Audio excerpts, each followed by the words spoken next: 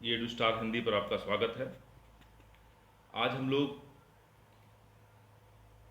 पढ़ने जा रहे हैं अंतरा भाग 2 कक्षा 12 के लिए गद्य खंड में अध्याय 2 में पंडित चंद्रधर शर्मा गुलेरी की रचना सुमरिणी के मनके, जिनमें कि उनके 3 लघु निबंध रखे गए हैं, को पढ़ने जा रहे हैं। लेकिन उस रचना को पर आने से पहले हम लोग आज पंडित चंद्रधर शर्मा गुलेरी जी के जीवन परिचय, रचना संसार और उनकी साहित्यिक विशेषताओं को देखेंगे, यानी लेखक परिचय को जानेंगे। देखिए, यह आपके लिए बहुत महत्वपूर्ण है क्योंकि बोर्ड की परीक्षा में प्रश्न संख्या 12 में लेखक परिचय पूछा जाता है या कवि परिचय पूछा जाता है, और यह 6 अंकों का प्रश्न होता है। इसलिए इस वीडियो को ध्यानपूर्वक देखें, पूरा देखें, ताकि 6 अंकों के प्रश्न का आप बेहतर उत्तर लिख सकें। तो इसी प्रकार के इंफॉर्मेटिव, एजुकेशनल और मोटिवेशनल वीडियोज़ के लिए आप याद रखें ये एडू स्टार हिंदी आपका एक बेहतरीन शैक्षणिक चैनल। और इससे जुड़े रहने के लिए यदि आपने इस चैनल को सब्सक्राइब नहीं किया है तो सब्सक्राइब जरूर करें। नीचे में लाल रंग से सब्सक्राइब लिखा हुआ आ रहा होगा, उसे टच करें और नोटिफिकेशन पाने के लिए बेल आइकॉन को भी टच करें। तो चलिए हम लोग आते हैं पंडित चंद्रधर शर्मा गुलेरी के जीवन, रचनावृत्त और साहित्यिक विशेषताओं की ओर। देखिए, पंडित चंद्रधर शर्मा गुलेरी जी का जन्म 1883 ईस्वी में पुरानी बस्ती, जयपुर, राजस्थान में हुआ था। वास्तव में मूल रूप से ये राजस्थान के रहने वाले नहीं थे, लेकिन इनके पिता पंडित शिवराम शास्त्री, जो कि हिमाचल प्रदेश के गुलेर गांव के वासी थे, वे ज्योतिर्विद थे और वे राज सम्मान पाकर जयपुर, राजस्थान में बस गए थे। उनकी तीसरी पत्नी लक्ष्मी देवी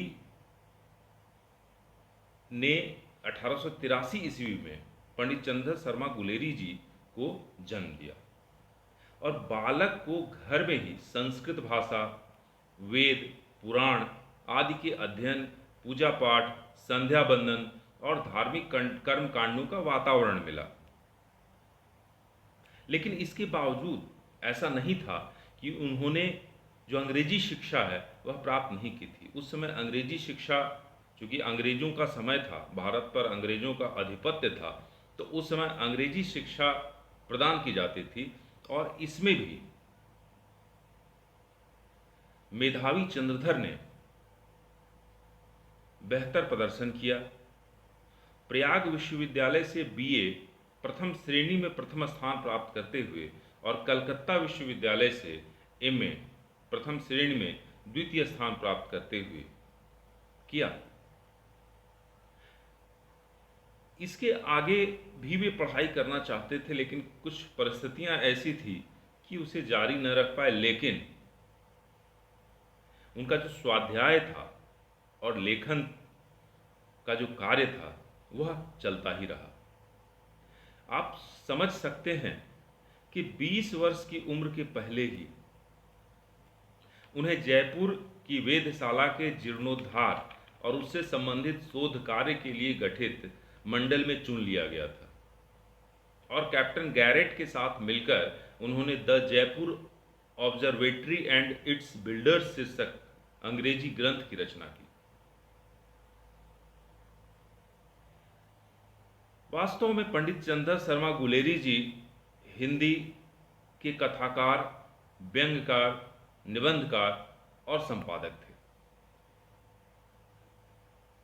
लेकिन उन्हें हिंदी के साथ साथ Sanskrit, Angrezi, Prakrit, Bangla, Marathi, German, French, Latin इत्यादि भाषाओं का भी ज्ञान था।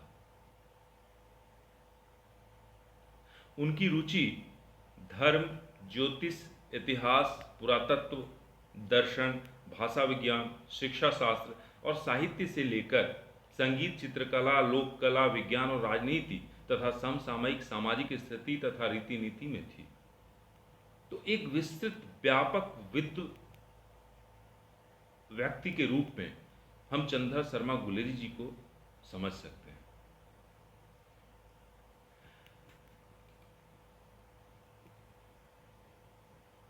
जैसा मैंने बताया कि 20 वर्ष की उम्र के पहले ही जयपुर की वेधशाला के जीर्णोद्धार में गठित मंडल में उन्हें चुना गया और अपने अध्ययन काल में ही उन्होंने सन 1900 में जयपुर में नागरी मंच की स्थापना की और 1902 में से मासिक पत्र समालोचक के संपादन का भार भी संभाला। कुछ वर्ष काशी की नागरी प्रचारणी सभा के संपादक मंडल में भी उन्हें सम्मिलित किया गया। तो हिंदी के विकास में पंडित जी का योगदान बहुत महत्वपूर्ण था। हम अगर देखें इनके कार्य को तो सन 1916 में इन्होंने मेयो कॉलेज में ही संस्कृत विभाग के अध्यक्ष का पद संभाला।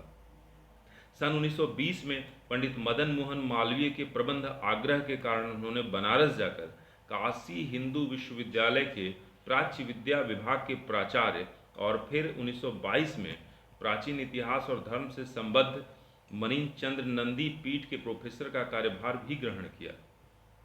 तो न सिर्फ लेखन कार्य, न सिर्फ साहित्य से संबंधित चिंतन कार्य, साहित्य के विकास का कार्य, बल्कि अध्यापन कार्य भी उन्होंने किया। लेकिन इस महान विद्वान का सन 1922 में 12 सितंबर को पीलिया के बाद तेज ज्वर से मात्र 39 वर्ष की अल्पायु में ही देहावसान हो गया। हम अब इनके रचनाओं को देखें, इन्होंने जो लेखन क्षेत्र में कार्य किए हम उनको देखते हैं। तो यद्यपि इनकी 3 प्रमुख कहानियां हैं जो हिंदी साहित्य में प्रसिद्ध हैं, सुखमय जीवन, बुद्धू का कांटा और उसने कहा था, लेकिन उसने कहा था ने इनको साहित्य के इतिहास में अमर कर दिया और आज भी उस कहानी को श्रेष्ठ हिंदी की श्रेष्ठ कहानियों में स्थापित किया जाता है। गुलेरी जी का अध्ययन, ज्ञान और रुचि का क्षेत्र हालांकि बहुत विस्तृत था और उनकी प्रतिभा का प्रसार भी अनेक कृतियों, कृति रूपों और विधाओं में हुआ, किंतु आम जो हिंदी पाठक था उसके अलावे विद्वानों का भी एक बड़ा वर्ग उनकी जो अमर कहानी उसने कहा था है इसके रचनाकार के रूप में ही पहचानता है। और सिविल सर्विसेज में भी उसने कहा था कहानी पढ़नी है, एमए के पाठ्यक्रम में पढ़नी है, बीए के पाठ्यक्रम में पढ़नी है। आप समझ सकते हैं कि कितनी महत्वपूर्ण कहानी है और निश्चय ही यह अमर कहानी है।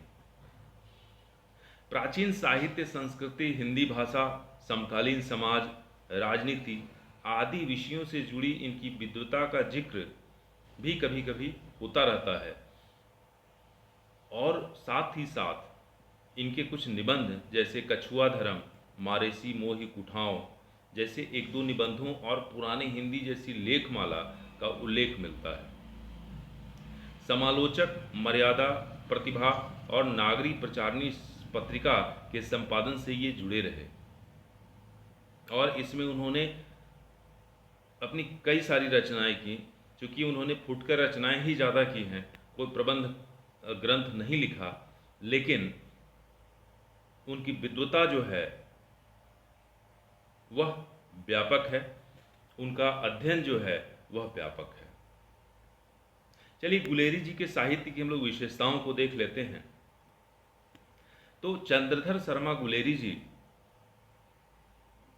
का जो लेखन का जो क्षेत्र है, उनका जो लेखन में मूल भाव है वह धर्म, पुरातत्व, इतिहास और भाषा शास्त्र जैसे गंभीर विषय से लेकर हल्के फुल्के विषयों तक विस्तृत है।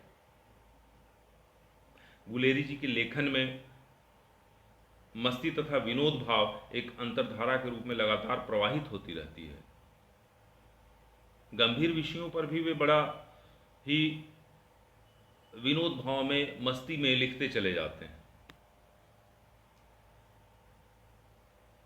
उनके लेखों में शिक्षा, सामाजिक रूढ़ियों और राजनीति संबंधी विषय वस्तुओं को सम्मिलित किया गया है, समाहित किया गया है। गुलेरी जी के लेखन की जो शैली है वह मुख्यतः वार्तालाप की शैली है। ऐसा प्रतीत होता है कि वे पाठकों से वार्तालाप कर रहे हैं। आप भी जब सुमरणी के मनके में 3 लघु निबंध पढ़ेंगे तो आपको यह स्पष्ट अनुभव हो जाएगा कि उनकी जो शैली है वह वार्तालाप की शैली है।